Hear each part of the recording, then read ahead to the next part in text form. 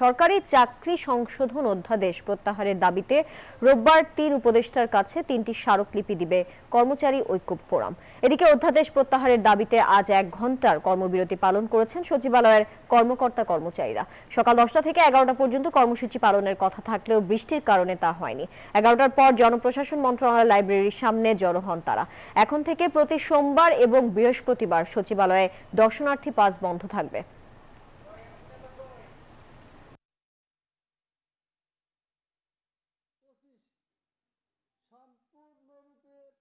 দর্শক, এই বিষয়ে বিস্তারিত জানাতে আমাদের সাথে যুক্ত হচ্ছেন সহকর্মী শাহনাজ ইয়াসমিন।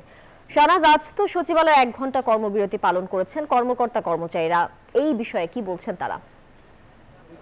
দেখিয়েছে এবং গত মঙ্গলবার তারা ৪ দিনের দিন সেটা স্থগিত করেছে। ভূমি সচিবের নেতৃত্বে একটি কমিটি গঠন করা হচ্ছে ৭ জন সচিবকে নিয়ে, যারা মন্ত্রী সচিবের সাথে আলোচনা করে বিষয়টি সুরাহা করবে, এমনটা আসলে কর্মচারীদেরকে জানানো হয়েছিল এবং সে কারণে গতকাল এটা স্থগিত ছিল তাদের এই কর্মসূচিটি।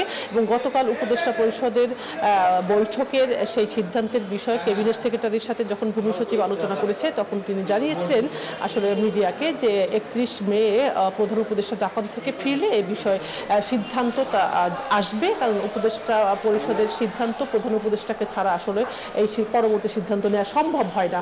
সে কারণে এই বিষয়টি অপেক্ষা করছে শনিবার পর্যন্ত এবং রোববারে এই বিষয়ে তারা আবার একটি স্মারকলিপি দিবে উপদেষ্টাদের কাছে। এরপর তারা পরবর্তী সিদ্ধান্ত নিবে প্রধান উপদেষ্টা জাপান থেকে আসার। ইয়াসমিন, আপনাকে ধন্যবাদ আমাদের সঙ্গে যুক্ত থাকার জন্য।